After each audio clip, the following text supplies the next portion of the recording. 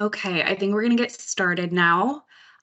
Before we start, I just wanted to make sure that everybody's aware that we're recording this session as well. Okay, so good morning, everyone. Welcome to the webinar launch of the Palma Futuro Handbook and Toolkits on the Social Compliance System.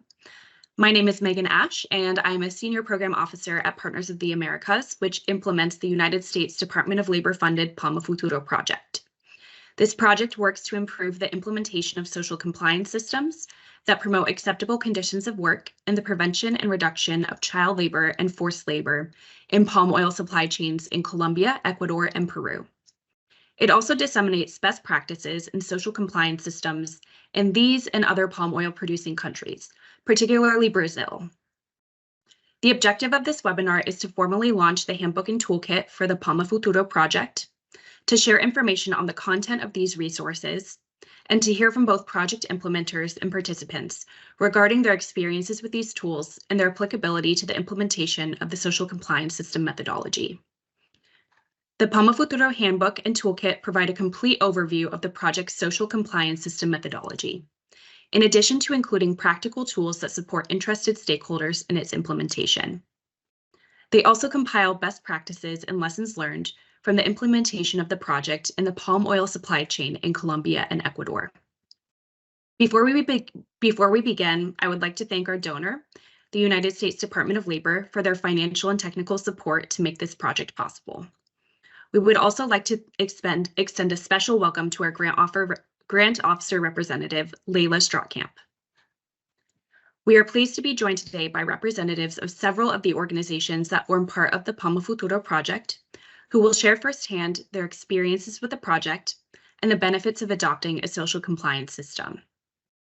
On behalf of Partners of the Americas and representing the Palma Futuro project, we will be joined by our project director, Angelica Nieto, who is based in Colombia, and our deputy project director, Alexis Naranjo, who is based in Ecuador. We are also joined today by Stephanie Wilson, the Director of Innovation and Partnerships at Social Accountability International, the Palma Futuro project's core implementing partner. Our hope is that this launch will be a valuable space for knowledge sharing. To achieve this, we will be sharing a series of videos from project participants throughout the webinar. These videos will include messages from union leaders, representatives of palm oil extractors, palm growers, workers, and community representatives from the project's area of influence. And now I would like to give the floor to our project director, Angelica Nieto, who will share with us a brief presentation of the Palma Futuro project, the social compliance system methodology, the project's knowledge management platform, and the community engagement strategy. Thank you, Megan, and good morning, everyone. On behalf of the Palma Futuro project, we are pleased to be launching today the Handbook and Toolkits on the social compliance systems, which are the results of almost 5 years of project implementation. These tools provide a step-by-step guide to support employers in the implementation of social compliance system and the application of labor standards. But before introducing these tools in further detail, we would like to dedicate this first block of the webinar to introducing the project. After providing an overview of the project, we will hear from some of our participants on their experiences implementing the social compliance system and how they have been benefited from the project tools. So let's gonna start. Please, next slide. Palma Futuro is a project funded by the United States Department of Labor, USDOL, and implemented by Partners of the Americas and its implementing partner, Social Accountability International SAI. The project started its implementation in 2019 and will finish in July 2024. Palma Futuro aims to improve the implementation of social compliance systems that promote acceptable working conditions and reduce child labor and forced labor in the palm oil supply chains in Colombia and Ecuador. It is important to keep in mind that Colombia ranks 4th in the global palm oil production, with Ecuador ranking 11. In Colombia, the project's area of influence includes the departments of Magdalena and Cesar in the northern zone of the country.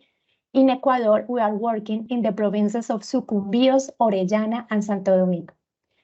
In Peru and Brazil, the project has generated spaces for the exchange of good practices and the promotion of the social compliance methodology through regional forums and study tours that engage various palm sector stakeholders.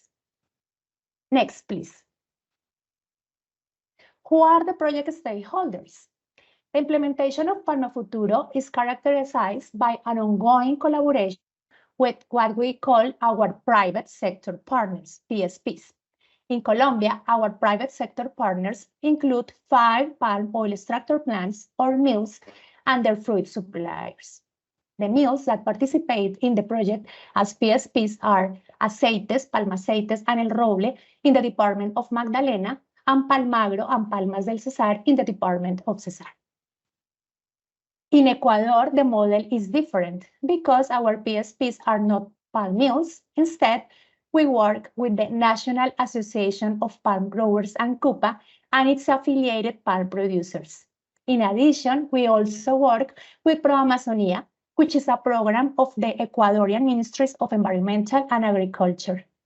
Pro Amazonia is implemented with the support of the United Nations Development Program and focuses on environmental and social sustainability. All of the project private sector partners have demonstrated their full commitment to improving their social compliance and have worked so hard on the application of the social compliance principles, not only within their organizations, but also throughout the supply chain. In addition to our PSPs, we have worked with the Ministries of Labor and networks against child labor in both Colombia and Ecuador. As I mentioned before, the project has conducted activities for the exchange of best practices and lessons learned in the implementation of the social compliance system and has connected strategic stakeholders in the region. In Brazil, we have developed activities with the palm oil producers Agro Palma and Belém Bioenergia Brasil and the Palm Producer Association Abra Palma. In Peru, we have developed a strong partnership with the National Board of Oil Palm Palma and its affiliated palm producers organizations. Another important project stakeholder is the Roundtable on Sustainable Palm Oil, RSPO, with whom we have shared methodologies and good practices aimed at improving the sustainability of the oil palm sector. The project we have also conducted activities with Fede Palma, which is a palm oil guild in Colombia. Next slide, please. Our methodology. As mentioned before, our principal objective is to promote social compliance system in the palm oil supply chains. According to US DOL, a social compliance system is an integrated set of policies and practices through which a company seeks to ensure maximum adherence to the social and labor elements of its code of conduct. Palma Futuro's social compliance system is based on the US DOL Comply Chain tool and Social Accountability International Social Fingerprint. The Comply Chain is a step-by-step guide that helps companies to implement or strengthen 8 management system categories to ensure good social compliance. Next, please. As a result of the integration of both methodologies, Palma Futuro's social compliance system is based on 2 interrelated components, the labor performance and the management system. Labor performance is the measure of how well a company complies with labor laws and labor standards set by the International Labor Organization (ILO). Labor performance consists of 9 elements. Due to time constraints, I'm only able to mention these elements in a very general way, but Stephanie Wilson will provide further details later. And of course, the complete description can be found in the handbook that we are launching today. The first labor performance element is child labor, which seeks to ensure that employers do not engage in or support the use of child labor. The second one is forced labor, which seeks to ensure that employers do not engage in or support the use of forced labor or human trafficking. The third one is the occupational health and safety element, which seeks to ensure that the employer provides a safe and healthy workplace environment. The fourth element is the freedom of association that seeks to ensure that workers have the right to form or join trade unions or bargain collectively. The fifth element is discriminations and seeks to ensure that employers do not engage in or support any kind of discrimination. The sixth labor performance element is the disciplinary practice, which is to ensure that employers treat personnel with respect. The seventh element is working hours and is related with the compliance of working hours and regulations. The eighth element is wages and benefits. Wages shall be sufficient to meet the basic needs of workers. And finally, the regular employment element is related to the compliance of the relationships between employee and employer according to the law and the regulations. The management system is the set of policies, procedures, and processes that allow an organization to achieve its objectives to fully comply with labor standards. Palma Futuro's management system consists of 8 components based on USDOL comply chain. Allocating people and resources, assessing risks and impacts, developing code policies and commitments, engaging stakeholders and partners, communication training and grievance mechanisms, monitoring and independent review, correcting and remediating, reporting for performance. I only mentioned them, but again, you can find the full description on our handbook. Next slide, please. So how we work? As I mentioned before, the project works with 7 private sector partners, 5 extractor plants in Colombia, and Ancupa and Pro Amazonia in Ecuador. At the beginning of the work with them, we signed an agreement to work together to improve their social compliance system. The work that we have developed with PSPs can be summarized as follows. First, we conducted a baseline assessment to identify the level of maturity of their social compliance system. And according to the results, we developed an improvement plan with very precise actions to improve this level of maturity. Within HPSP, we created a social performance team to facilitate the implementation of the project activities and the action plan. The project also carried out a training of trainers COT program for each PSP to provide in-depth training to multidisciplinary teams in the social compliance system methodology and tools. The project provides trainings, tools, and ongoing technical assistance for the adjustment and improvement of each partner's social compliance system. The activities we conduct with palm fruit suppliers are similar. However, the technical assistance they receive comes directly from the PSPs and Palma Futuro's lead trainers. Suppliers receive a baseline evaluation, an improvement plan, and technical support to implement recommendations according to the gaps in their social compliance system. With other stakeholders, the project seeks to increase the understanding of promising practices in social compliance system through trainings, workshops, and research that promotes the methodologies and raise awareness on the importance of ensuring acceptable working conditions and preventing and eliminating child labor and forced labor. In Colombia, the project trained in 2022 labor inspectors in the social compliance system methodology to strengthen their capacity. To discuss about the project's work with the surrounding communities in palm producing regions, I'll now move on the following slide. So next, please.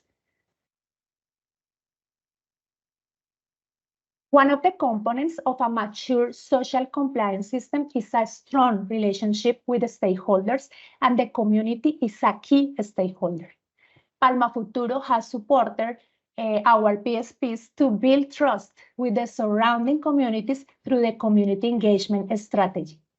At the beginning of the project, the community strategy was aimed at strengthening relations between PSPs, suppliers, and their communities, in addition to providing communities with training on the prevention of child and forced labor. As implementation of this strategy progressed, the objective was expanded to empower communities to identify social problems and co-create actions that contribute to their solutions. The community relation strategy is based on empowering the communities to lead their own transformation process. Through the community strategy, Palma Futuro has created 59 community circles to build capacity in the prevention of child and forced labor and support community empowerment processes. These circles have implemented more than 50 actions that address social issues, improve communication channels between communities and palm oil companies, and raise awareness on the rights of children, adolescents, and workers. As you can see in my slide, Palma Futuro's community strategy has 4 steps. The first step involves identifying the communities, followed by approaching the community leaders. The project, together with these leaders, carries out a diagnosis of the social conditions of the communities, after which community circles are formed. A community circle is a neutral space to share experiences and knowledge, identify problems and solutions, and receive training on acceptable working conditions, child labor, and forced labor risks. The results of the community's engagement strategy have exceeded all expectations. The relationship between the PSPs and the communities has been restored or strengthened, encouraging the use of these companies' communication channels, and actions have been developed to raise awareness on prevention of child labor and forced labor. Next, please. Some of our achievements. In Ecuador and Colombia, we have provided technical assistance to 328 palm oil actors, including mills and palm fruit producers. Of these actors, approximately 292 have received an assessment of their social compliance system, and 160 have received an action plan to improve it. The project has also trained 529 people, and as I mentioned before, formed 59 community circles that it has supported in the design of community actions to improve their living conditions. Throughout the project's implementation, we have supported PSPs in the development of procedures, mechanisms, and activities that increase the voice of workers. To strengthen these initiatives and further promote the amplifications of workers' voice, we began forming worker circles in 2023. Participants of these circles include workers from the PSPs that are trained in the elements and components of the social compliance system, in addition to the identification of labor-related issues and risks, leading to better capacity to identify labor violations and advocate on behalf of their fellow workers. Next, please. Palma Futuro Knowledge Platform. The project has additionally made significant progress in the development of a knowledge network consisting of 14 organizations linked to the palm oil sector in the region. This network forms part of the project's knowledge platform.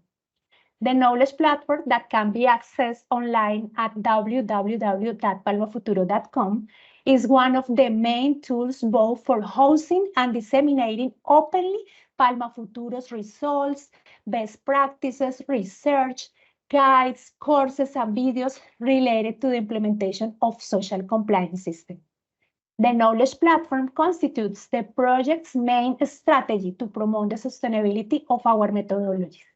The Social Compliance System Handbook and Toolkit that we are launching today can be consulted in the Sistema de Cumplimiento Social section, as you can see in my slide. Before ending my presentation, I would like to invite you to explore these resources and others available on the knowledge platform. And finally, as this webinar is all about hearing the voices of project participants, we will now be showing a video prepared by Silena Restrepo, Palmagro's Head of Sustainability, where she shares the principal results of the implementation of the social compliance system methodology in a Colombian extractor plant and its supply chain. Thank you very much for your attention and enjoy this webinar.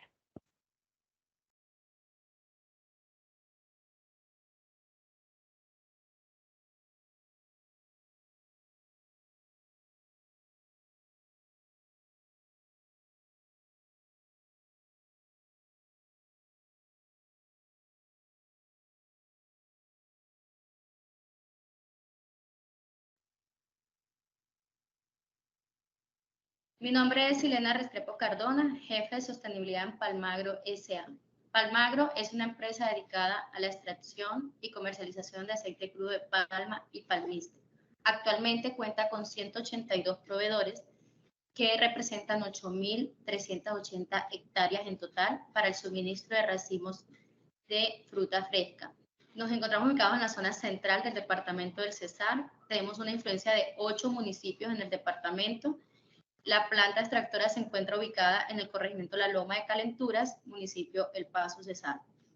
Palma Futuro llega a la compañía Palmagro S.A. como un aliado estratégico para dar cumplimiento a esa misión que tiene la empresa. Aunando esos esfuerzos en el cumplimiento de los objetivos estratégicos por medio del diseño, implementación, seguimiento y mejora del sistema de cumplimiento social. Realmente el proyecto Palma Futuro ha generado muchos beneficios, no solo a nivel de planta extractora, sino a su cadena de suministro y a sus comunidades. Una de las herramientas que ha impactado significativamente en el desarrollo del cumplimiento social en Palmagro y su cadena de suministro ha sido la matriz de valoración de riesgos. Ha sido una herramienta muy sencilla y con mucho significado para poder abordar aquellos riesgos que son inminentes en nuestras plantaciones y nuestra planta extractora y que muchas veces no identificamos por no conocer las herramientas.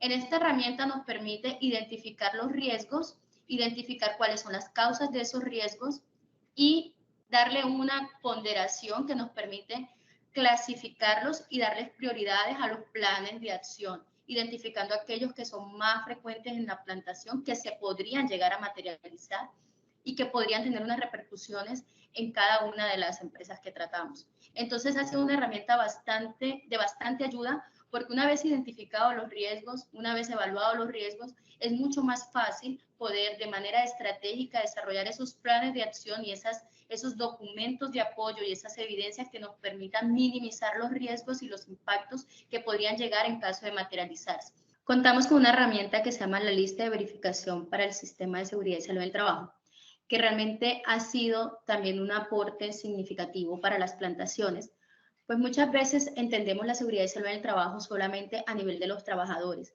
Esta lista es bastante completa porque no solo aborda a los trabajadores, sino una parte interesada que es sumamente importante dentro de las plantaciones, y son las familias o las personas que habitan dentro de la plantación. A ellos también se les lleva el sistema de seguridad y salud en el trabajo, y esta herramienta, que es una lista de chequeo donde nos evidencia cómo deben ser los baños, cómo deben ser las condiciones dignas de vivienda, si cuentan con agua potable, si cuentan con los suministros de seguridad y salud en el trabajo para casos de emergencia, nos ha permitido a nosotros de manera sencilla poder identificar esos temas que no están todavía incluidos dentro de las plantaciones y que para los propietarios era desconocido el cumplimiento a esas partes interesadas. Entonces realmente ha sido beneficioso para todos el desarrollo de esta herramienta, porque ha permitido mejorar las condiciones de seguridad y salud en el trabajo de cada una de las personas que están involucradas en la plantación. Como digo, tanto a nivel de trabajadores como de familia, como proveedores, todas las partes interesadas están involucradas en la lista de chequeo. Bueno, darle las gracias al proyecto Palma Futuro y a su equipo de trabajo. Ha sido muy beneficioso para nosotros como empresa contar con este proyecto que realmente nos ha dejado maravillosas enseñanzas y que definitivamente el objetivo es la sostenibilidad, y con este proyecto le apuntamos a ello.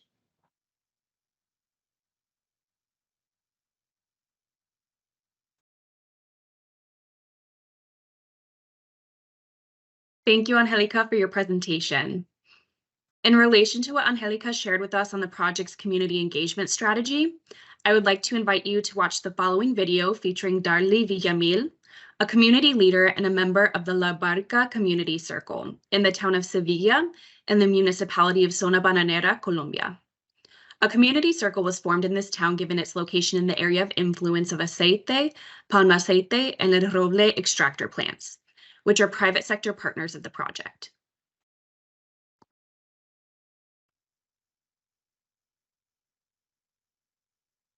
Mi nombre es Darly Villamil, soy líder comunitario y miembro del Círculo Comunitario La Barca del Corregimiento de Sevilla, municipio Zona Bananera. Hacemos parte de la zona de influencia de la extractora Aceite, Palma Aceite y El Roble. Para nosotros en la comunidad ha sido muy importante estas capacitaciones y recibir estas herramientas que nos proporcionó Palma Futuro para acercarnos y comunicarnos mucho mejor con ellos. En las capacitaciones nos enseñaron sobre los derechos de los trabajadores, así como las acciones para prevenir el trabajo infantil y para prevenir el trabajo forzoso. Esto nos ha servido mucho, ya que en nuestra comunidad hay muchas personas que trabajan en empresas y otras que se dedican al campo. También estas empresas nos presentaron y nos explicaron sus mecanismos de comunicación. Y esto ha sido un tema muy importante para la comunidad, ya que nosotros tenemos cómo comunicarnos con ellos.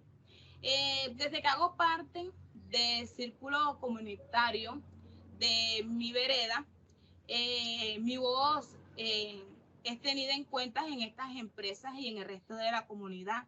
Esto es con el fin de mejorar el bienestar de la comunidad y de los trabajadores que viven en ella. En el círculo comunitario que organizamos aquí junto con Palma Futuro y estas empresas, nos ha servido para tener un espacio organizado de colaboración y participación donde abordamos problemas y planteamos soluciones. Para terminar, quiero agradecerle por estas capacitaciones, por estas herramientas y el acompañamiento que nos brindaron. Y quiero motivar a otras comunidades que creen sus círculos comunitarios porque sí se puede y vale la pena.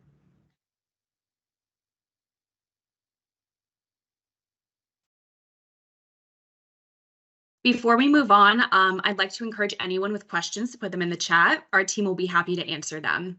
We'll also be having a brief Q&A session at the end of the webinar, and we'll follow up via email for any questions that we don't get to today. To close this series of videos, we will be sharing a testimony featuring a worker who has participated in the project's activities. Mr. Ruben Samaca is a worker at the Palma de Cesar extraction company in Colombia, and he's also a union member and a part of the company's social performance team. In his video, Ruben shares his experience with the project and how he has benefited from the tools and good practices of Palma Futuro.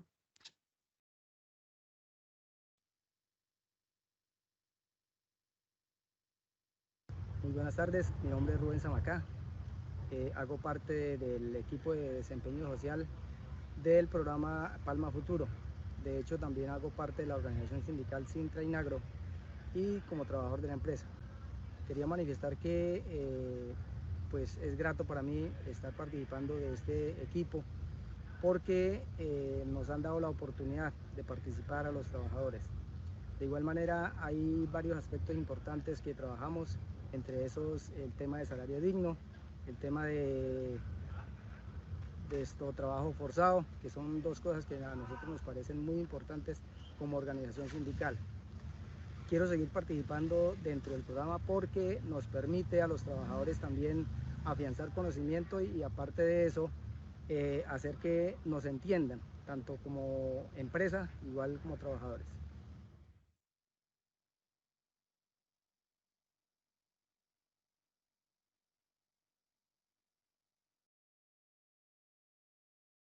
To provide an in-depth explanation of the handbook and toolkits we're launching today, we'll now hear from Stephanie Wilson, Director of Innovation and Partnerships at Social Accountability International. As Angelica mentioned, Social Accountability International is the implementing partner of Partners of the Americas for the Palma Futuro project. Stephanie will provide us with a presentation of the technical content of the handbook and toolkit. Thank you, Megan.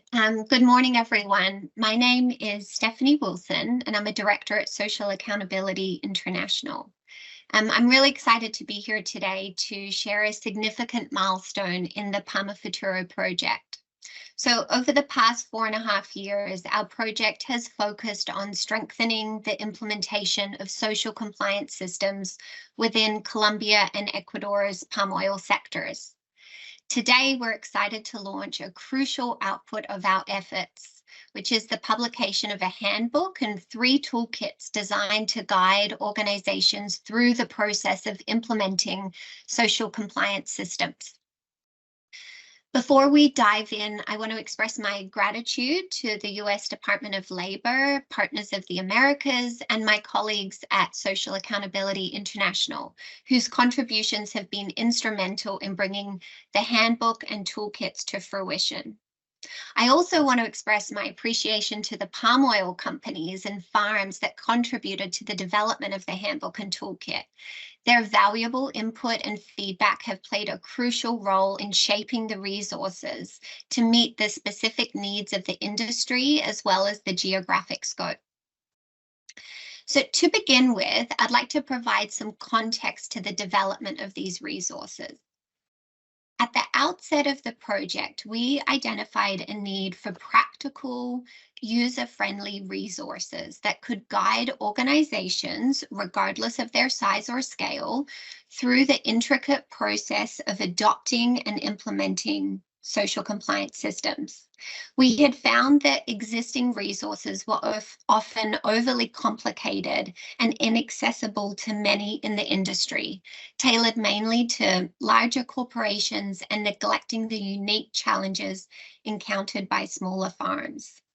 So this left a significant portion of the supply chain struggling to navigate the complexities of social compliance.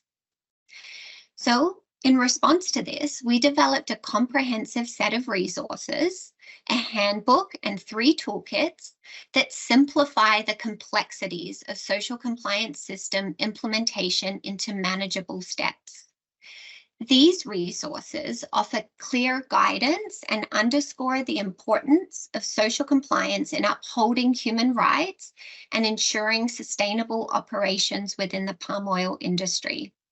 So ultimately, our goal with these resources is to empower organizations of all sizes to embrace social compliance as a fundamental aspect of their business practices, thereby fostering a more sustainable and responsible palm oil industry. So over about the next 10 minutes, I'll provide you with an overview of both the handbook and the toolkits. We'll explore what you can expect to find in these resources, and I'll demonstrate some of the tools for you. So let's start with the handbook. So the Palma Futuro handbook serves as a comprehensive guide to improving labor performance through a management systems approach, which is what we refer to as the social compliance system. This entails achieving or maintaining decent working conditions or labor performance through purposeful and systematic business practices or management systems. So the handbook is divided into 4 chapters. Chapter 1 provides a detailed background on labor issues and social compliance systems in the palm oil industry in Central and South America. Chapter 2 introduces the Palma Futuro social compliance system, its key definitions and components. In Chapter 3, you will find comprehensive information, guidelines, examples, and case studies on how to meet labor performance standards, focusing primarily on those set by the ILO. So as Angelica has already mentioned, the labor performance elements covered in the handbook include child labor, forced labor, occupational health and safety, freedom of association, non-discrimination, disciplinary practices, working hours, wages and benefits, and regular employment. Chapter 4 introduces 8 management system categories crucial for effective social compliance. This chapter explains the purpose and benefits of each category and offers practical guidance for palm oil companies to implement them effectively. These 8 categories also align with other widely recognized management system models, including US DOL's Comply Chain.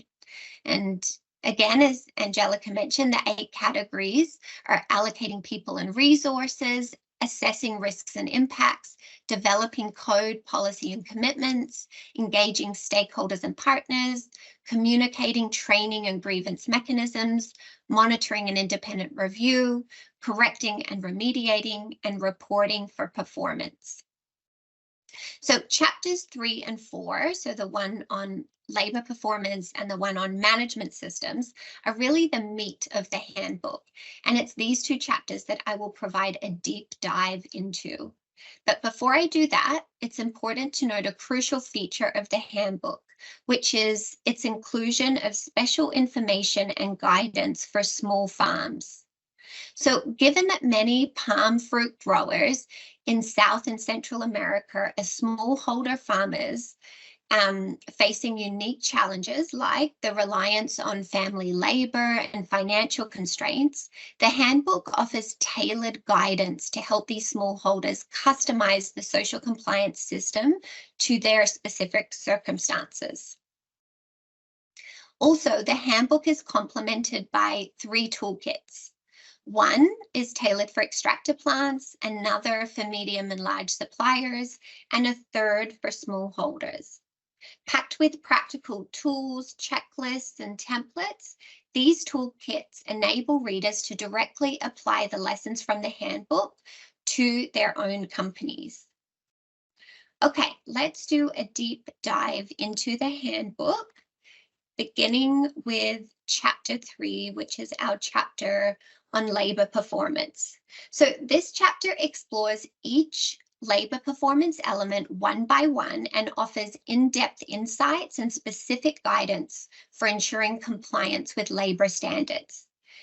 Here is what you'll find in this chapter. So you'll find important statutes and definitions. So this section is going to cover key terms and documents related to labor laws and standards.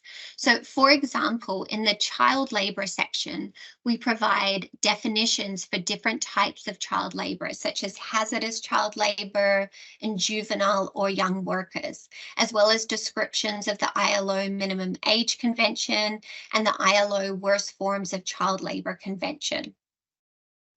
Then we have context. The context section gives an overview of the global, regional, and industry-specific context for the labor element. So again, for example, in the child labor section, we outline the global issue of child labor, noting its prevalence in agricultural industries and highlighting legal ramifications, international treaties, and supplier codes of conduct prohibiting child labor. Understanding the labor element. So this section explains important concepts related to the labor element and summarizes relevant international and national laws. So for example, in the child labor section, we outline child labor restrictions by country, highlighting prohibitions on hazardous work and non-hazardous prohibited work. We also address internships and apprenticeships, emphasizing the importance of ensuring these programs do not exploit young workers and adhere to fair pay practices. Then we have risk factors. So this section offers a high-level overview of factors to consider when assessing risks related to the labor element. For example, in the child labor section, we review geographic risks like operating in a rural area or in an area where schools or childcare facilities are not accessible or are of poor quality. We also look at socioeconomic factors like high poverty and high unemployment rates among nearby communities, and community and structural factors like inadequate child labor laws or enforcement. Next, we have this special information for smallholders section. And this section provides guidance tailored specifically for smallholder farms. So for example, in the child labor section, we highlight that child labor is more prevalent on smallholder farms due to factors like family-run operations and close living quarters. It emphasizes the need for special protections to prevent children from accessing hazardous areas and to ensure compliance with child labor laws. Then we have implementation guidance, and here you will find a list of things to consider when managing implementation of the labour standard. So, for example, in the child labour section, we suggest developing procedures for age verification and working with local school leaders to track trends in educational progress, especially for children of migrant, seasonal and transient workers. Then we have a section that contains a case study. And so in this section, we present a real-life example of a common violation related to the labour standard, and we discuss how to address or prevent similar issues. So, for example, in the child labour section, we provide a case study that demonstrates several child labour violations, specifically employing young workers in hazardous work, discriminatory pay for young workers, and non-compliance with working hour restrictions for young workers. And finally, we have a learning check, and this includes questions to test the reader's understanding of key points covered for each labour element. So that concludes our review of Chapter 3 on labour performance. Now we are going to dive into Chapter 4, which is the management system chapter of the handbook. And this chapter examines each management system category and provides detailed guidance for effective implementation to support ongoing labour compliance. And here is what each each management system section covers. So first, we have important definitions, and here we include key terminology for each management system category. Then we have an introduction, and this section explains how each management system category supports effective labour performance and overall organisational effectiveness. Then we have a section on understanding the management system category. And here we provide a description of the actions and the knowledge necessary for effective implementation of each management system category. We also have a section that includes special information for smallholders. And so here you'll find tailored guidance for smallholders to assist them in adapting each management system category to their unique operations. Then we have implementation guidance, and this section highlights the key steps for effectively implementing each management system category, emphasizing their role in managing both labour performance and the overall social compliance system. And again, we end with a learning check, and this again includes questions designed to assess the reader's understanding of each management system category to ensure comprehension of the key concepts. So that concludes our review of the handbook. I hope in that review you can see that the handbook is a comprehensive guide that provides insights and guidance for improving labour performance through effective management systems. Now I am going to delve into the toolkits. Okay, so as a reminder, we've developed 3 toolkits, each intended to complement the handbook. And although each toolkit follows the same structure and contains largely the same types of tools, each toolkit is customized for either extractor plants, medium to large farms, or smallholders. And these toolkits contain more than 35 individual tools designed to help the reader apply the lessons from the handbook to their own companies. These tools include step-by-step guidance, exercises, templates, and protocols. And our goal with the toolkits is to enable users to implement or customize these tools to fill any gaps in their social compliance system, or even create their social compliance system from the ground up. Each chapter in the toolkit corresponds to a management system category and contains multiple tools for implementing that category. So let's review the tools included in each toolkit chapter. Okay, so first up is allocating people and resources, which focuses on the team responsible for implementing labor standards. And so in this chapter, we've provided tools to help palm oil companies create and manage a social performance team for overseeing the social compliance system implementation. Next, we have assessing risks and impacts, which focuses on identifying and understanding labor risks and then prioritizing actions to mitigate those risks.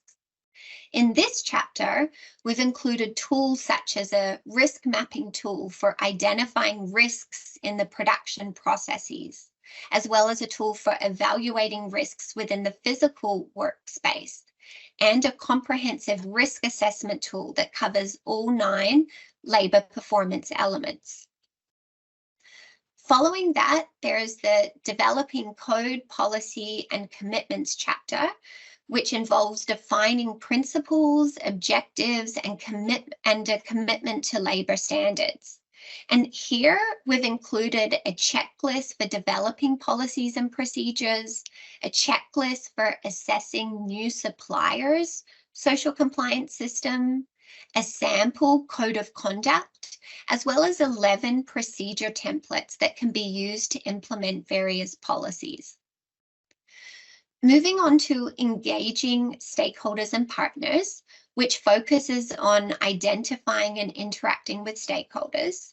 Here we have provided a guide for developing a stakeholder engagement plan, along with step-by-step guidance on identifying, mapping, and prioritizing stakeholders, as well as engagement tips.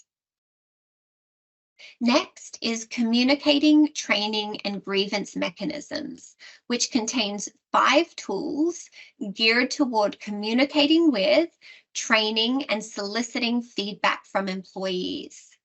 Tools in this chapter include sample training plans, training sign-in sheets, evaluation sheets, onboarding checklists, and templates for tracking complaints and suggestions. Then there's the monitoring and internal review chapter, which deals with gathering information about labor performance and tracking social compliance system implementation. This chapter contains tools for conducting internal audits, as well as a comprehensive social compliance system assessment tool, which I will demo in just a few moments. So moving forward, we have correcting and remediating, which involves addressing labor problems and preventing recurrences. And here, tools include exercises for identifying the root causes of labor problems, templates for logging corrective actions, registries for tracking progress, and guidance on building improvement plans. And lastly, we have reporting for performance, which deals with reporting labor standards, implementation, and performance. So in this chapter, we've provided a reporting template with details on who to report to, what to report, when to report, and how to report. So before I wrap up, let me show you a couple of our tools.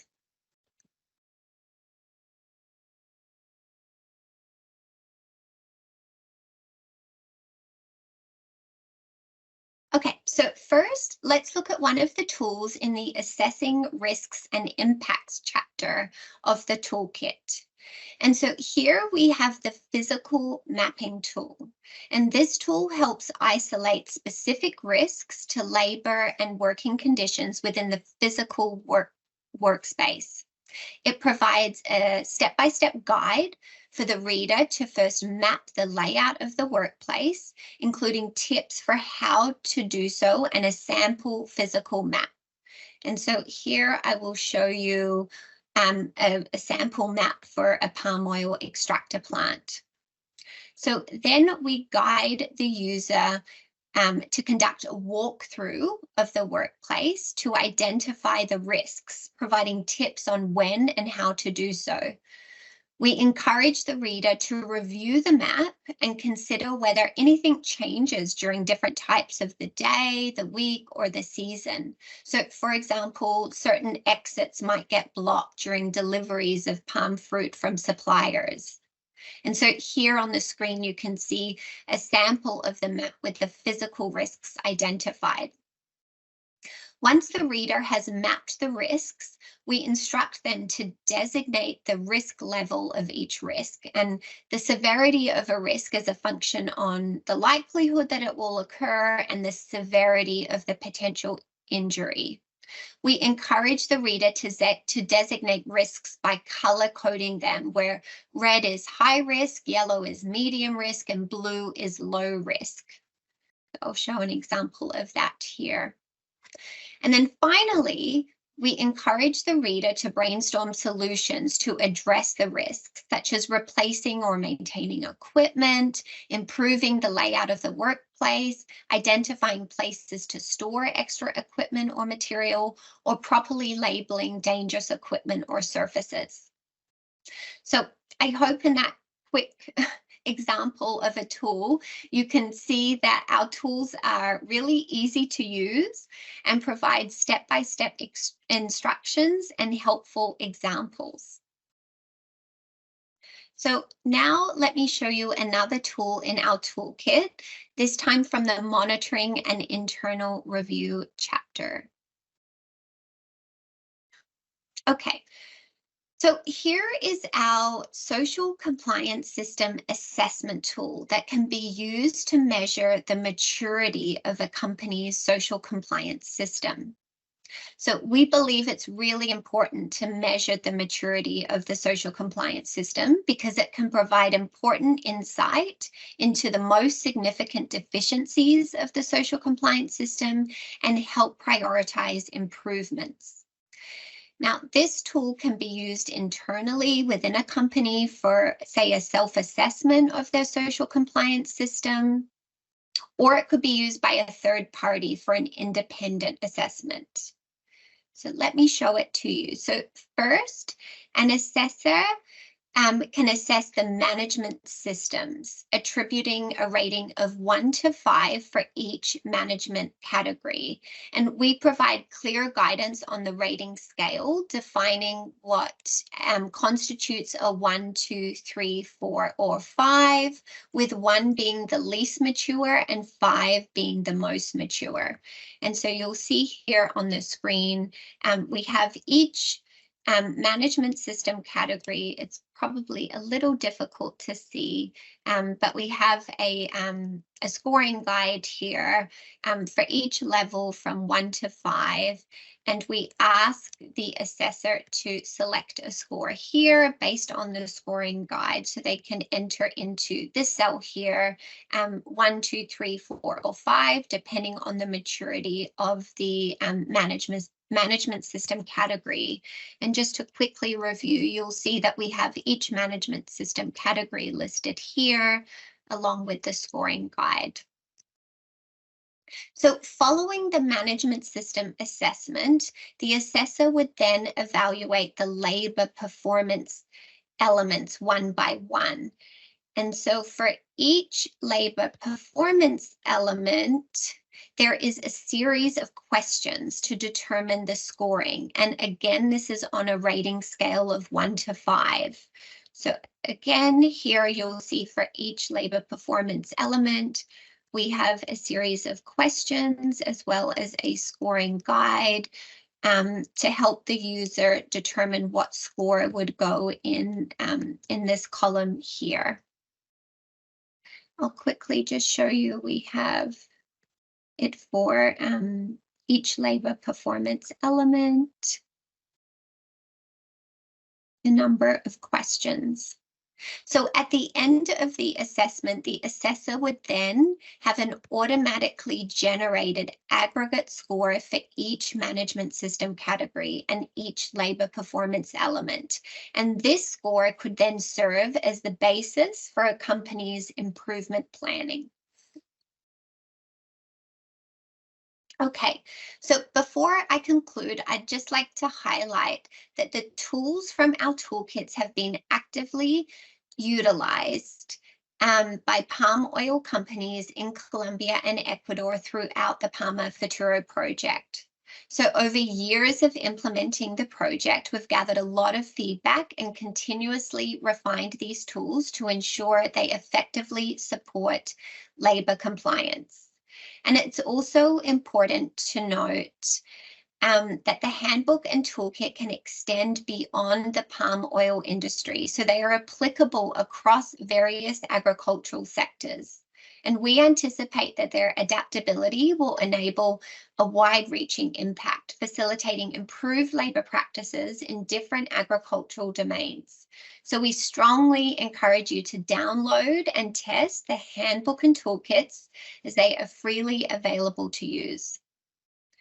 Now, I'm really pleased to introduce our next speaker, Carmen Arce, who will join us via a pre-recorded video to share her first-hand experience and testimony on the successful application of these tools in her company.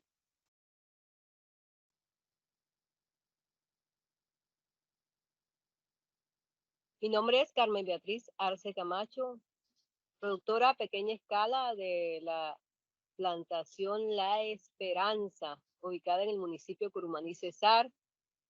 Somos proveedores del núcleo Palmagro S.A.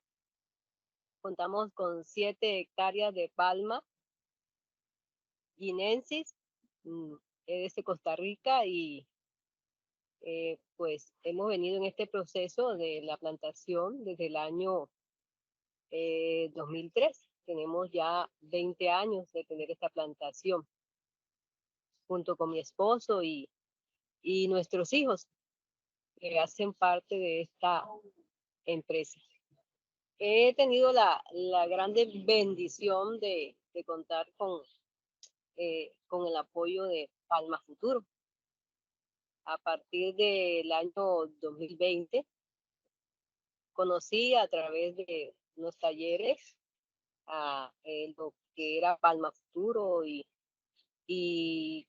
ellos, a través de todas las capacitaciones que han dado a través del núcleo Palmagro, a través también del plan Padrino orientado por Fede Palma, pues hemos recibido muchas herramientas que nos han favorecido para seguir organizando nuestra empresa. En la empresa, pues, La Esperanza, hemos mejorado pues, muchos aspectos, pero sobre todo hay un aspecto fundamental que no veníamos teniendo en cuenta, y gracias a estas capacitaciones, pues lo hemos puesto en práctica.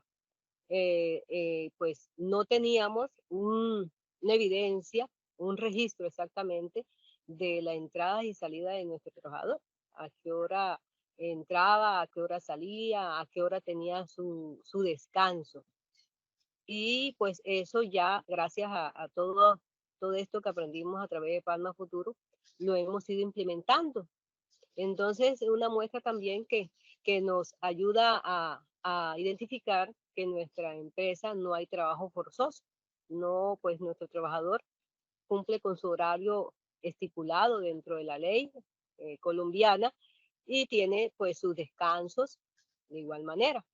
Pues gracias a estas capacitaciones también hemos implementado el sistema de PQR, peticiones, quejas y reclamos, que pues antes de pronto el trabajador se acercaba a uno y le contaba o le decía algo, alguna petición, pero ya hemos formalizado eso, tenemos una organización, tenemos podríamos decir, una caja donde anexamos ahí, lo colocamos para que allí ellos puedan indicar en forma escrita alguna petición. Pues como campesino y productor, quiero invitar a todas las personas que que trabajan en el agro, en el campo, pues a tener en cuenta todo ese sistema de gestión y sistema de desempeño que hemos desarrollando a través de Palma Futuro. Pues a nosotros al comienzo pues no teníamos esa herramienta que en la actualidad se están dando. Ya hay más facilidad, ya ellos han venido realizando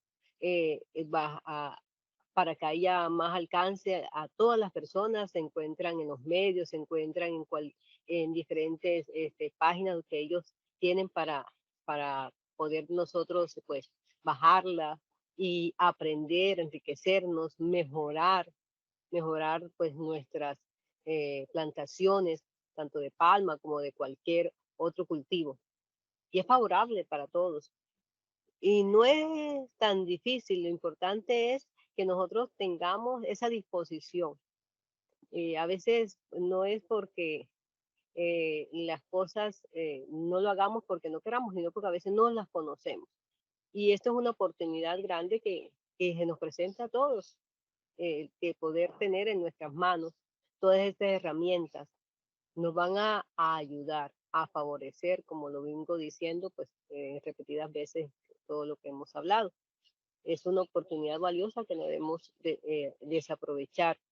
Nos enriquece, mejoramos nosotros en nuestras empresas agropecuarias y de igual manera genera tranquilidad, genera paz en nosotros, genera esperanza en nuestros campos. Es algo que nos va a favorecer a todos. Y lo que buscamos es eso, y siento que eso es lo que busca Palma Futuro. Palma Futuro lo que busca es que las cosas que venimos haciendo en el campo, pues cada día se mejoren, tanto para las personas que están a nuestro alrededor, que nos colaboran, como para nosotros los productores. Y bueno, a aprovechar todas estas herramientas y pues a ponerlas en práctica porque van a ser para nuestro bien.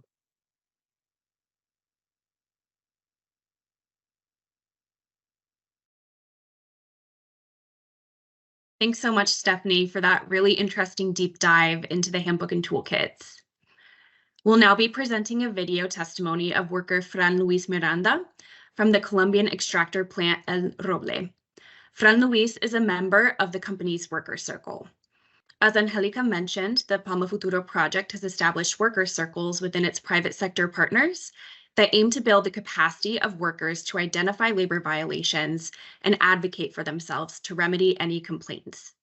These worker circles serve as spaces for the amplification of workers' voice and for the inclusion in decision-making spaces of workers to ensure their perspectives are considered when addressing labor-related issues. We hope this video will provide more insight into the impact that the project has had on the lives of workers.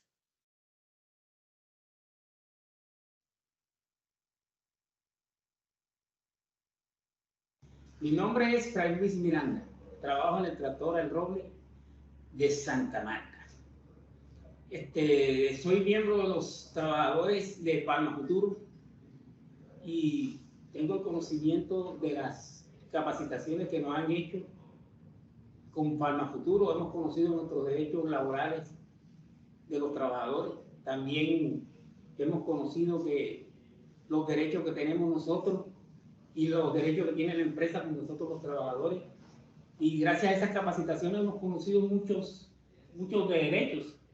Primero, los derechos de formación, es decir, tener el sentido de pertenencia en la empresa, que es lo más fundamental. También mirar si nosotros estamos violando algún derecho o la empresa nos lo viola a nosotros. Tenemos un cumplimiento, tenemos reglamento interno en la empresa y nosotros cumplimos y ellos también están cumpliendo. También conocemos la discriminación. ¿Qué es la discriminación? También lo conocemos. También conocemos la salud y la salud ocupacional. Es decir, cómo son y cómo tenemos que hacer, cuidarnos nosotros en el trabajo. Yo los invito a todas las empresas para que conozcan sus derechos como yo lo he conocido ahora en este momento.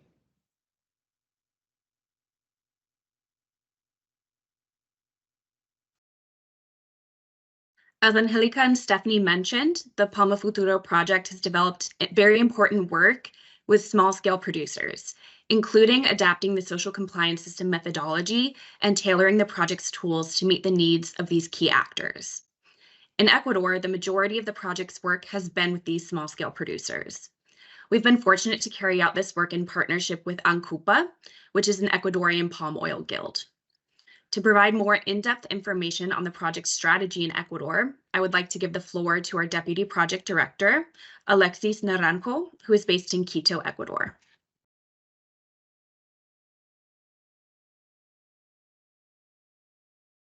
Thank you very much, Megan, for your kind introduction.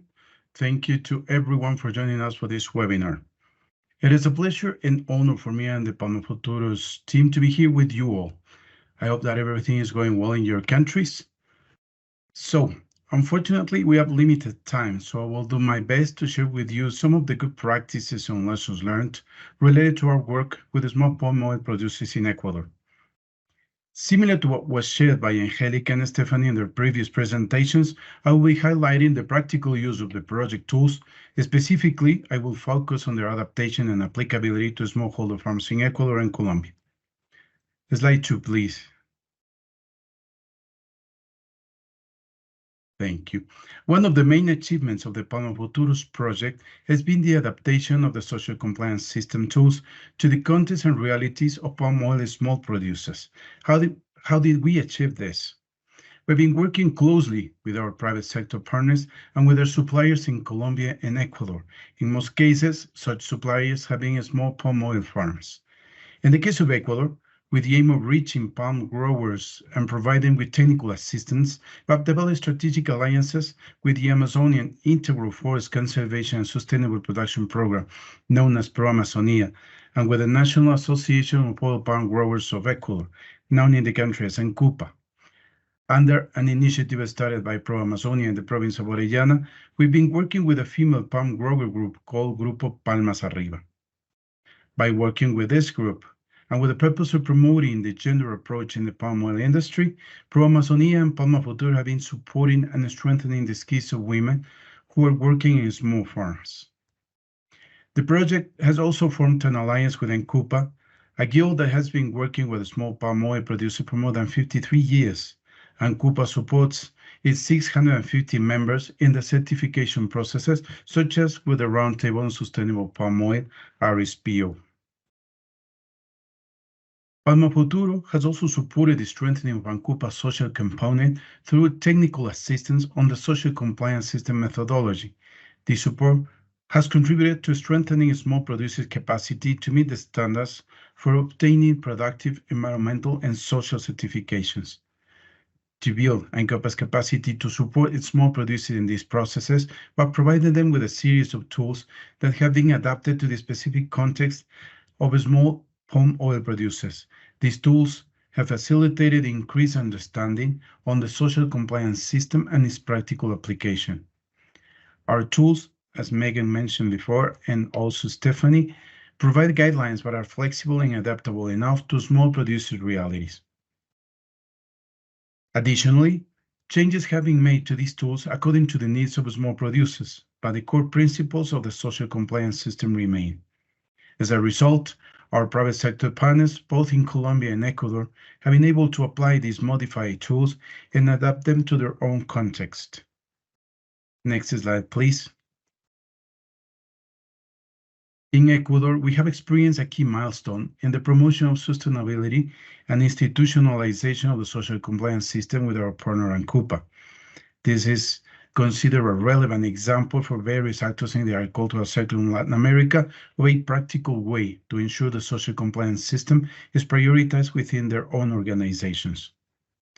Recently, ANCUPA made the decision to incorporate the social compliance system guidelines, principles, and main tools into their internal policies and code of conduct. Next, please. Why do we consider the adoption of the social compliance system in ANCUPA's internal procedures to be a success, as well as a good and relevant practice? I'd like to highlight three main reasons why. Number one, joint work with purpose.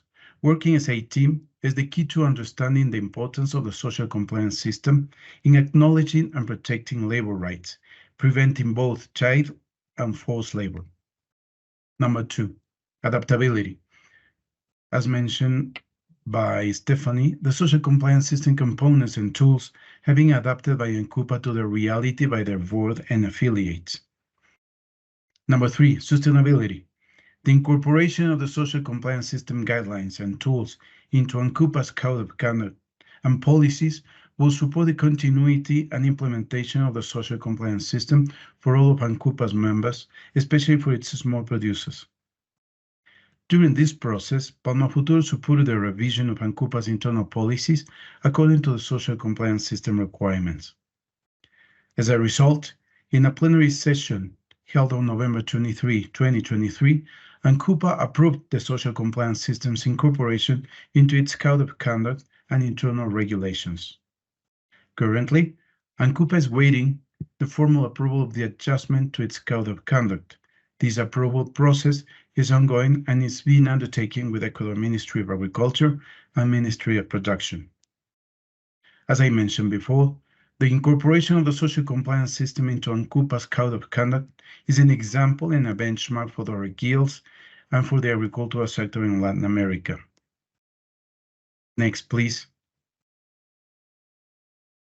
Finally, as the main objective of our webinar is to present tools and share with you all the experiences and voices of our panelists, I am pleased to introduce a video with the testimony of Wilfredo Acosta, Executive Director of the National Association of Oil Palm Growers Ancupa in Ecuador.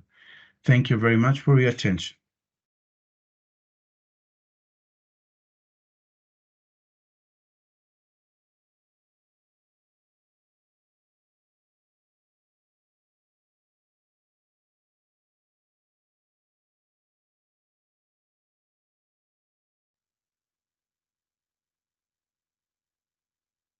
El problema más grande que tenemos las asociaciones, agremiaciones, las empresas privadas, las ONGs y el mismo gobierno es lograr la certificación de los pequeños agricultores en producción sostenible o en su defecto lograr que éstas se regularicen en todos los aspectos, ya sea laboral, ambiental o tributario.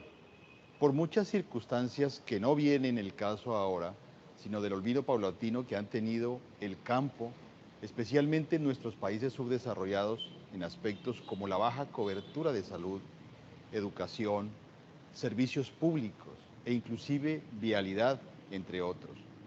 Por tanto, la deuda y el reto es grande. El asumir el compromiso firme de trabajar en el acompañamiento continuo para nuestros pequeños palmicultores que empiecen a entender los beneficios que pueden traer el cumplir con las responsabilidades laborales y sociales en su pequeño entorno, el nivel de compromiso de sus subalternos o trabajadores, la protección que brinda la seguridad y el acceso a la salud, la prevención de accidentes de trabajo, el ahorro de tiempo en la formación y capacitación de los trabajadores, lograr su permanencia, el control en el rendimiento y el cumplimiento de las metas, en fin, la reducción de costos, entre otros beneficios, valen la pena hacer un esfuerzo por conseguirlos y, como dicen algunos de nuestros palmicultores que están en este proceso de certificación de la RCPO, es poder dormir tranquilos y a la larga todo esto implica una reducción de costos. Por eso queremos nosotros trabajar en la certificación, lograr la certificación de un grupo de pequeños productores de palma aceitera de las provincias de Orellana y Sucumbíos en el oriente ecuatoriano es nuestra meta. Y el aporte del programa Palma Futuro llegó en el momento indicado para reforzar los esfuerzos realizados hasta el momento, como varias instituciones lo hicieron, ya que estos procesos significan una cuantiosa inversión en recursos humanos, técnicos y económicos. Se convirtieron en la pieza clave que faltaba en este rompecabezas. Sin el apoyo de Palma Futuro hubiera sido muy difícil lograr lo que hemos avanzado. Se necesita de constancia, de ejemplo, de recursos para lograr el impacto que nosotros queremos. Quiero resaltar además que la metodología empleada logró persuadir a nuestros palmicultores al ver y compartir sus experiencias con sus pares de otros países, donde existe el mismo compromiso por mejorar. Esto fue fundamental. Me gustaría poder ampliar estos programas con otros grupos, con la ventaja de haber cursado la curva de aprendizaje y de haber aprendido de los errores para poderlo hacer de una manera más eficaz y eficiente en el futuro. El compromiso del sector palmicultor es firme por lograr una producción sostenible, pero hay que dar pequeños pasos a la vez para no fracasar en el intento y abordar las aristas. Primero, consolidar con el gobierno la ratificación del compromiso de sostenibilidad en el cultivo de palma aceitera a través de su Comité Interinstitucional de Palma Sostenible que ya ha sido creado. Segundo, lograr con el Ejecutivo que el reglamento, la ley de la palma, sea socializado, ya que hay un programa, hay un plan con el medio ambiente de ser sostenibles en el futuro. Además, consolidar nuestro proyecto de certificación de pequeños productores y utilizarlo como un ejemplo y replicarlo a los demás productores. Comprometer de manera decidida nuestro gremio con el fomento y la socialización del cumplimiento social y los sistemas de gestión a todos nuestros afiliados y socios, mediante su inclusión en los estatutos de la Asociación Nacional de Cultivadores de Palma Aceitera del Ecuador y que ya ha sido aprobado mediante la reunión de la Asamblea General de Socios realizada el 23 de noviembre del presente año y que entrará en vigencia una vez se registre en la Secretaría de Innovación del Ministerio de Agricultura del Ecuador.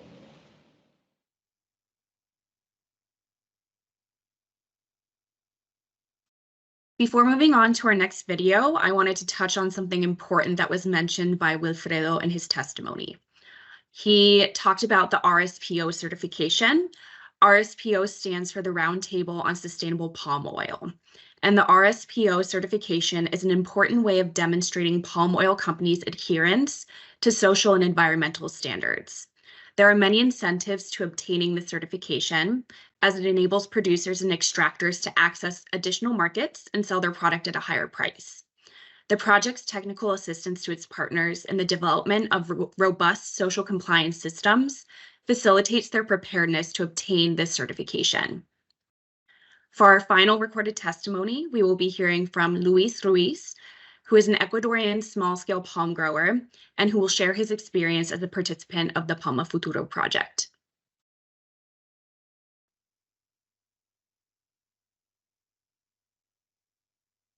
Mucho gusto, mi nombre es Luis Ruiz. Mi plantación está ubicada en Ecuador, en Chuchufindi. Mi plantación es una plantación pequeña, tiene 22 hectáreas. Hace aproximadamente 20 años siembro este noble cultivo de la palma. En este proyecto de Palma Futuro estoy participando aproximadamente 2 años. Este proyecto de Palma Futuro ha sido, yo creo que una de las bases principales, ya que antes pasaba yo de informal, como un empresario informal.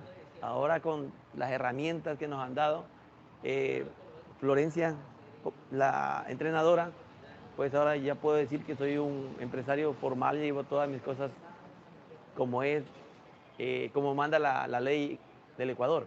Una de las herramientas fundamentales ha sido, por ejemplo, el código de conducta, el reglamento interno de trabajo, formatos, políticas internas de la finca, códigos de conducta, bueno, muchas cosas más que nos han apoyado. Bueno, yo creo que ahí los documentos me han ayudado un montón, porque ya eso ya se implementa y queda para toda una vida, o sea, no tienes que estar, hace un documento, hace otro documento, o sea que ya tienes el formato, simplemente imprimes y se va para adelante el negocio, porque de eso se trata, de implementar y seguir adelante.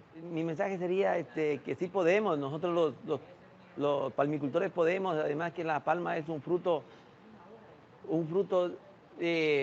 magnífico, bondadoso. Entonces es un fruto perenne que nosotros podemos vivir y vivir bien, tener una vida digna con nuestras familias y la familia de los trabajadores, o sea que los trabajadores pueden tener una vida digna.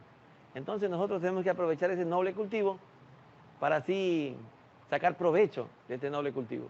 Bueno, para las personas que en veces dicen que es muy costoso esto, que no, se gasta lo mismo, simplemente que es de ordenarse, de llevar un poco como que a la parte empresarial, ya no quedar como el palmicultor pequeño, el pequeñito, el minúsculo, sino que irnos como empresa. Entonces tener esa habilidad de ser un empresario pequeño pero exitoso, cumpliendo las leyes del país donde estemos, porque sí podemos. Esa es la mejor práctica de tener todo documentado, porque se sabe cuándo entra el empleado, cuándo sale, se tiene una disciplina, además de eso se genera una disciplina para poder llevar a la empresa adelante y quién sabe que el trabajador tú no sabes si que está o no está, y para dirigir el trabajo de lejos. Por ejemplo, yo me puedo ir a otro país, a otra provincia, a otra región, y mi trabajo continúa. No hay necesidad que yo esté en presencia del trabajo ahí. Antes mi empresa tenía informalidad dentro de los contratos, no teníamos contratos. Ahora ya tenemos todo el reglamento formal. Su contrato, el trabajador tiene su contrato formal. Cuando ya decide liquidarse, pues se liquida por la parte legal y no tenemos ningún inconveniente. Eso fluye por sí solo. Agradecer a este proyecto porque me ha dado las herramientas necesarias para poder encaminarme a un negocio seguro, firme, y no es más que decirles a todo empresario, palmicultor en este caso, que vengan y invitarles a que este proceso de cambio, porque es bueno, es para mejorar y para estar más firme en nuestro negocio.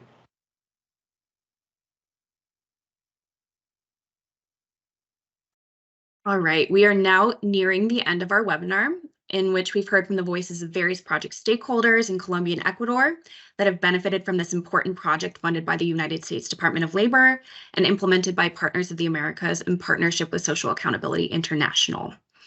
Before closing this session, we would like to take a few minutes to answer some of the questions from the audience. So we'll be answering 3 of the questions, and the first one is for Alexis. The question is, how has ANCUPA adopted and adjusted Palma Futuro's tools to implement with associated smallholders in Ecuador? Thank you, Megan. Well, there has been a challenge since the industry has been facing problems with the bad rot plague in some of the plantations, particularly in Santo Domingo. However, this process that has included the situation of newcomers, of new smallholders trying to restart with their business, eliminating those plantations that have been infected. When they are restarting the plantations, they need, of course, technical assistance, and the technical assistance provided by ANCUPA. In order to do so, ANCUPA has already scheduled sessions for technical assistance for these new smallholders, and they have already inserted the principles and the tools of the social compliance system in order to train their own technical staff and just to give advice to the new providers, to the new suppliers, in order to get their small farms organized. That is identifying or making a risk mapping, ensuring that occupational and safety risks are also properly addressed with equipment that the workers and the people that are working in the farms are being properly used. The documentation, which is really important to have the workers in a proper way to receive benefits and to have a clear schedule of working hours. All these steps that we have already defined during our webinar, and ANCUPA is already applicating in, let's say, in the new plantation in new areas. They have considered for starting the new business within the industry.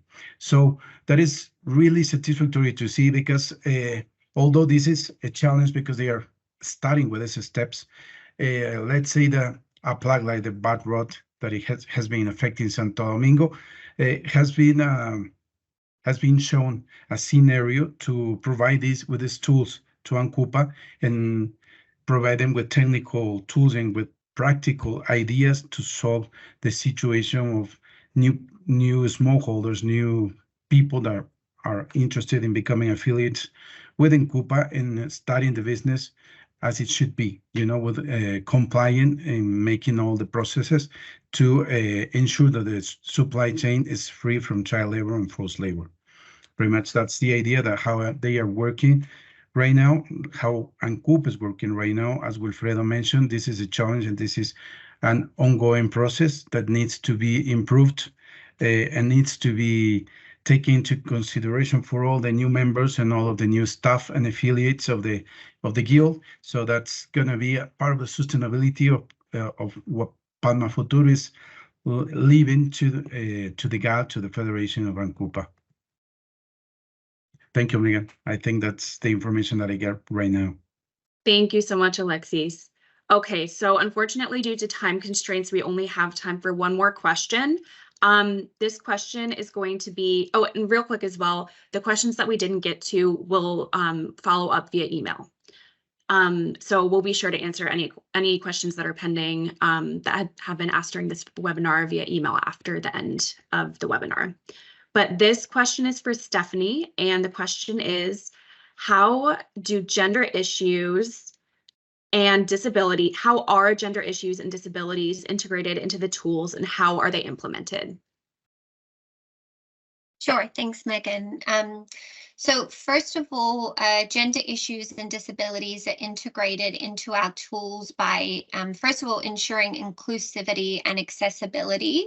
And this involves incorporating considerations for diverse gender perspectives and addressing the needs of individuals with disabilities. So we comply, all of our entire handbook and all of the tools comply with accessibility requirements, such as those outlined in Section 508 of the Rehabilitation Act of 1973, to ensure that our tools can be effectively utilized by all users.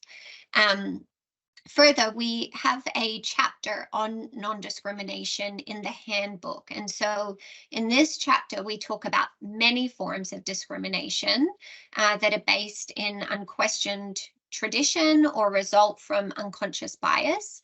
So for example, it is common in many agricultural communities, including those growing palm oil, for people to believe that women cannot perform certain tasks, such as work in the plantations. And broad assumptions like these unfairly limit women's employment and earning potential, especially when the types of jobs that are considered for women, like cooking or administrative roles, are paid less than those typically done by men, or are not paid at all. So believing that women do not want to do certain jobs is another common misconception that can lead to discrimination. And actually, for example, among Palma Futuro participating farmers in Colombia, many would hire women, but only during periods of peak production when they could not find a sufficient number of male employees. And so when we interviewed them, the farmers maintained that women did not want those jobs during normal times. However, when we spoke to the women, they themselves explained that they were always in need of work, but that none of the farms would hire them except for the busiest days of the year. And so because of their implicit assumption, the farmers were actively discriminating in their hiring process without even realizing it and robbing themselves of valuable employees on a regular basis. So in response to these, to this, our handbook and our tools highlight these common forms of discrimination. They build awareness, and then they provide practical guidance on how to address these forms of discrimination through improved management systems. And this includes during recruitment and hiring, because as we've seen, discrimination can begin with job postings, as well as working conditions and employment termination. And we also have a section in the handbook that talks about special protections and accommodations that are needed for certain groups. So I think I'll leave it there, Megan. Thanks so much, Stephanie. So as a reminder, the Handbook and Toolkit are available for consultation, and you can download them on our knowledge management platform. The platform's URL is www.palmafuturo.com, and we'll have someone put that in the chat as well so that you can directly access that link. And then also, if any other questions come up that you'd like to ask our project team, please feel free to email us. Our email is palmafuturo@partners.net, and we will put that in the chat as well. So I would like to express my sincere appreciation to everybody who has joined us today for the webinar. Your commitment and your participation have enriched this shared learning experience. I would like to thank our donor as well, the United States Department of Labor, for making this possible and for all of the technical and financial support that they have provided the project throughout its implementation. On behalf of the Palma Futuro project, we hope that the ideas and insights shared here today will continue to be a source of inspiration and growth for everyone. Thank you very much for your time and interest, and we hope to have the chance to reconnect at future events. Thank you very much.